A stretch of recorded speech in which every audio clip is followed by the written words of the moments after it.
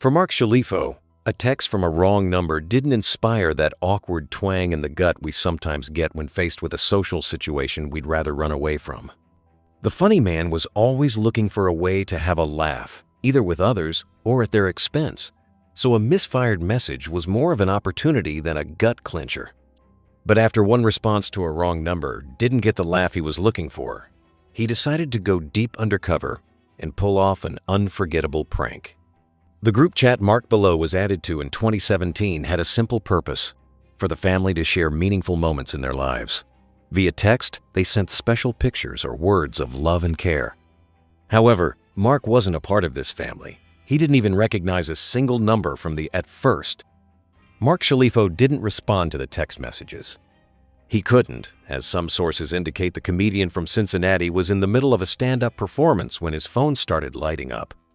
Backstage, when he looked at his phone, he scratched his head as he scrolled through the sweet messages and photos from the mystery family. Rather than being blunt about his mistaken inclusion in this family's intimate discussion, he wanted to be gentle about it. After someone shared a picture of an older woman with her grandson, Mark finally joined in, texting, "Looks like he's having a blast." He hoped after no one recognized his number, he'd get kicked from the chat, but the response was rather surprising. The family was none the wiser and continued the conversation, off Mark's comment like he was part of the family. No one in the family recognized his number, and, each thinking they were the only one without that contact, they all wanted to avoid asking who this person was. So Mark stayed in the conversation. Mark continued to receive the text messages, and he couldn't help but feel as though he should have just texted wrong number in the first place. Of course, still wanting to get a laugh out of the moment, he tried one more time to let them off easy.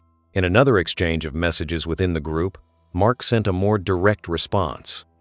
This was after another picture was sent in the chat, this time of a little boy happily playing with a new toy car. Among the responses, Mark replied, "I don't know that I should be a part of this, but I'm happy that kid got his car." The reply horribly backfired. Another family member gleefully replied, "Because you are family," cementing Mark into the group of strangers from that point onward. Whether he liked it or not, and whether they knew it or not, he was part of their family. This was further proven when Mark tried once again to out himself. The opportunity to remove himself from this family's group chat arrived when one member of the family texted a picture of her son. He was an active soldier overseas, and the photograph of him and his platoon gave Mark an idea. With one last text, he knew they would know he wasn't in the family. Mark tried yet again to make it clear that he did not belong. He asked, "Which one is Christian?" hoping the family would find the question odd and finally call out that they didn't recognize this phone number. Unfortunately, the very kind family pointed out their loved one to Mark, still unaware that he was a stranger. Mark was starting to give up on his great escape, but one text gave him an idea. The comedian in him kicked in, and he came up with a crazy plan to reveal the truth once and for all. The family wanted to send a care package to their beloved soldier Christian. They utilized the group chat to share information on how and where to send it all. Mark took to social media to bring his plan to fruition. Mark started off on Facebook, sharing the post of his intentions to send a care package to Christian himself. A few of his friends joined in, ready to donate and help. Next, he had to figure out what he was going to send. Thankfully, strangers joined the conversation through a thread Mark created. Even though Mark knew nothing about Christian except that he was dedicated to his country as a soldier, the comedian decided to set up a GoFundMe page entitled Cookies for Christian.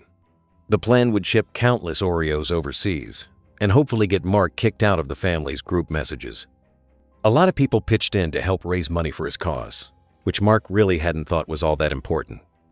It was more of a cute, attention-grabbing gimmick move, but the small movement was recognized by a Girl Scouts troop, and they donated their cookies to the cause, along with heartfelt notes. Celebrity icon George Takei also shared Mark's story on his Facebook. Soon, donations rose well over the set goal of $1,000 prime. In about 15 days, more than 100 people chipped in what they could, sharing messages of kindness and support for the small movement.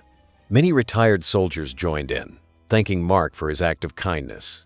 Even as silly as it was, Christian was due for a ton of Oreos. By the end of 2020, the funds were around $1,600, which smashed the set goal of $1,000 and were used to pay for roughly 3,000 cookies. After figuring out the logistics of shipping the sweets, he sent a package and awaited a response. The most recent update on the GoFundMe page? Christian's response, which made all of Mark's efforts worthwhile. The whole platoon chowed down on cookies, and it was a relief for them to feel the love and appreciation from complete strangers. Note, like Mark, we also can't identify Christian. They were also thankful. As for the extra $600, Mark saved the extra donations for a second shipment to the troops because, in the letter that Mark included with the first shipment, he asked if there was anything else in particular that the soldiers wanted or needed. Suggestions were shared, and Christian started taking notes for what would arrive in box number 2. Yet, lost in the charity was Mark's relationship with the family. In an interview with Daily Dot, Mark was asked if he would attend one of the family's weddings, if asked in this group chat. His response? Of course not. He tried to say that his act wasn't all that exceptional, pointing to even greater deeds pulled off for soldiers in need, like Louis Ocampo.